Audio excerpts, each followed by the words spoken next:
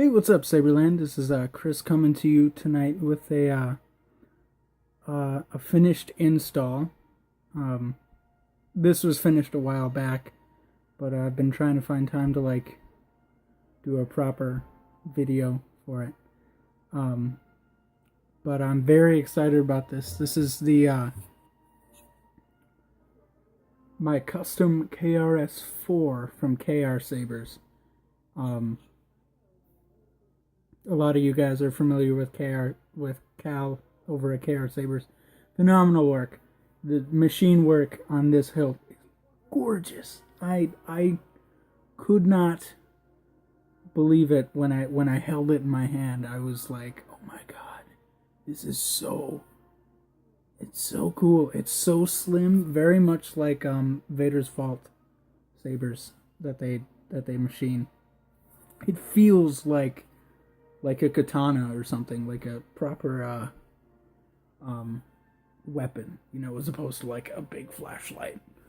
Uh, but yeah, internally we've got a Nano Biscotti version 3, a 20 millimeter speaker in the pommel here, a non-lit AV switch, a custom crystal chamber that I made. This is my first time doing a crystal chamber, so it was a really nice learning experience. It was a lot of fun.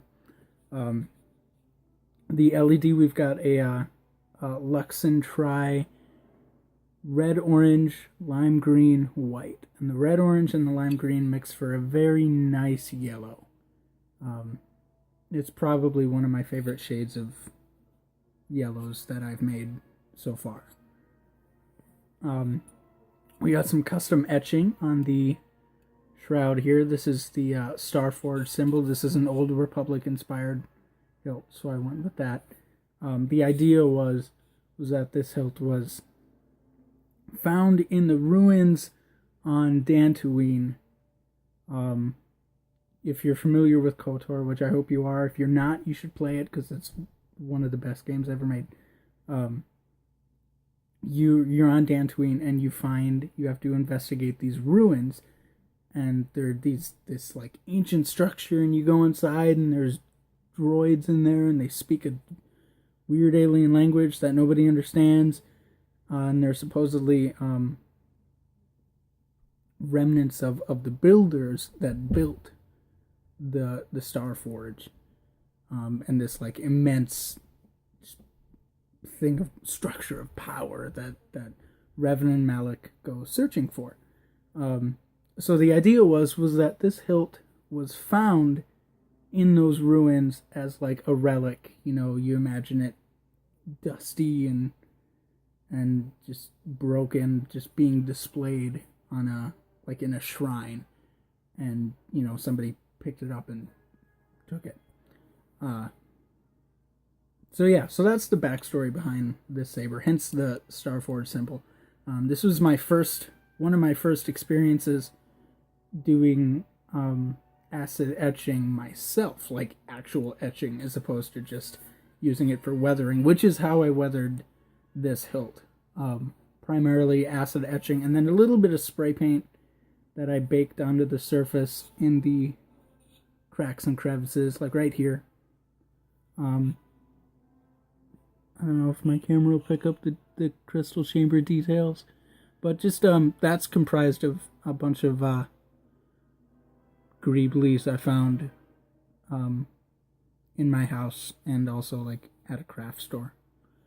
But the chamber itself is attached to the bottom of the LED.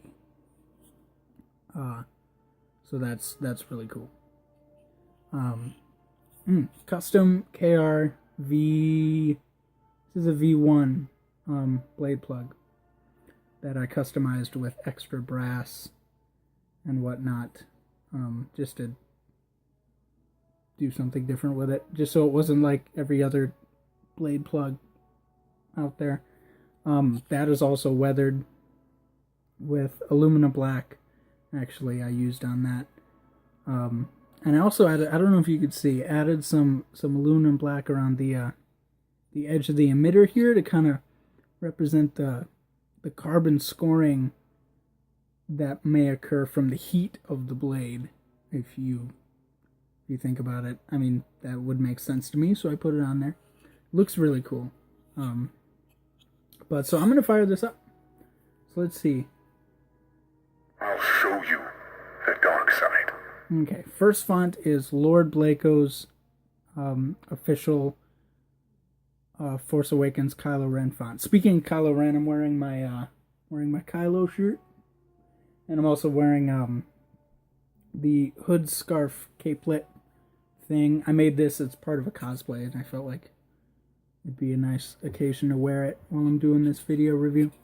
So, yeah, the first font is Force Awakens Kylo Ren font from Lord Blako.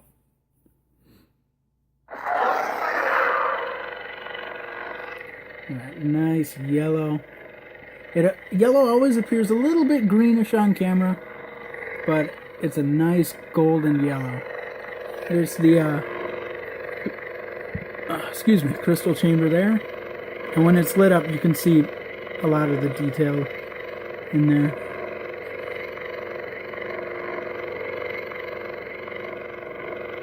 There we go.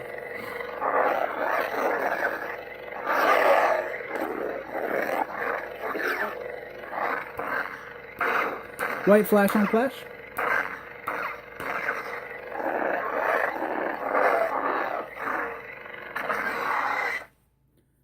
Second font, of course.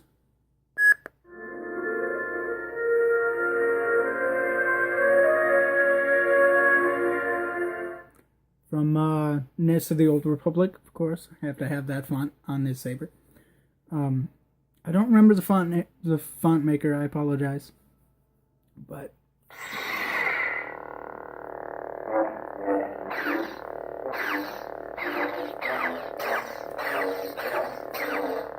makes you feel like you're playing KOTOR. It's really cool. Yeah. So there's that. I'm gonna get a blade in. I can find my. Oh, it's way back here. My hex wrench thing that I have.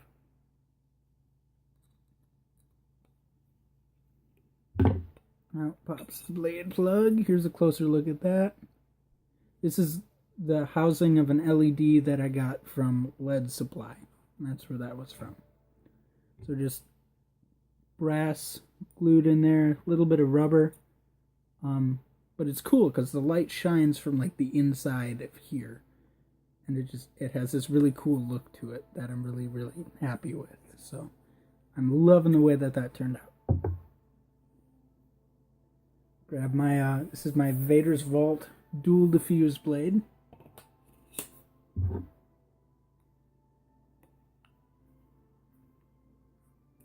Alrighty. Whoa, look at that.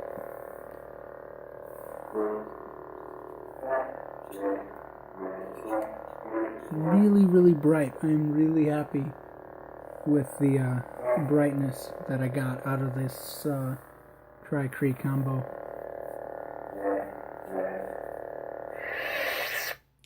Switch back over to the other one. I'll show you the dark side. Much more unstable. Because I figured it's an old saber. It's supposed to be old. Two, it's the fact that the crystal chamber is damaged, you would think theoretically it would be unstable. You know, something cool. Cool little backstory that I'd like to give this. My camera would adjust here.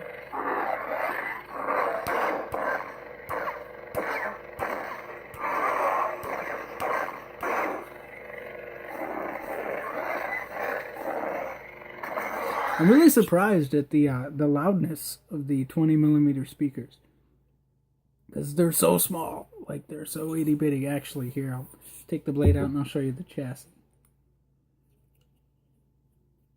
Now, silly me, I apologize. The install itself is a little bit messy, messier than I would like for my standards. Anyway, I wasn't able to get my hands on some 30 gauge wire by the time I finish this thing up. So you'll see it's really tight. This is the most creme fu saber I've done yet. There we go. So yeah, this is a little bit messier than I would have liked, but I had my wires coiled up neatly, like I like to do, like you're supposed to do, and then they would not fit inside the hilt there.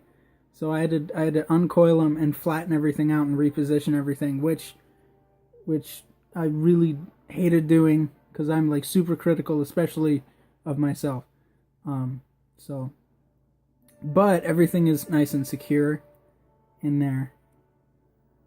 And there's the removable battery. This is these are nylon washers I found.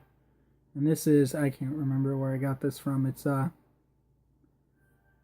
like PVC, but it's black, and that holds the speaker. And then I've got an O-ring to put in there, so there's space between the pommel and the speaker. It's just a precautionary thing. But yeah, this was like the tightest install I've done so far. And I just finished KRS4 for a friend of mine, and that actually went a lot easier, thankfully. I mean, because I did this one first. This is my personal saber, but I wanted to... this was the saber to make mistakes on for, installing, because I've never done a KR hilt before. So I learned a lot from doing this one, which helped me with the KRS4 I just finished up for a friend of mine, which I will also be doing a video review of that at some point soon here. I have to wrap it with a leather wrap, but once that's done, it'll be totally done. So, yeah.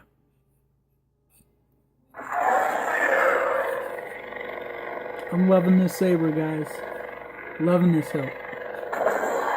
Awesome. Well, thank you very much for watching. That's about it for me for tonight. It's been a long day. So, if you like what you see, subscribe. I do have a lot more videos coming. Not just saber stuff, but, just general stuff. Yeah.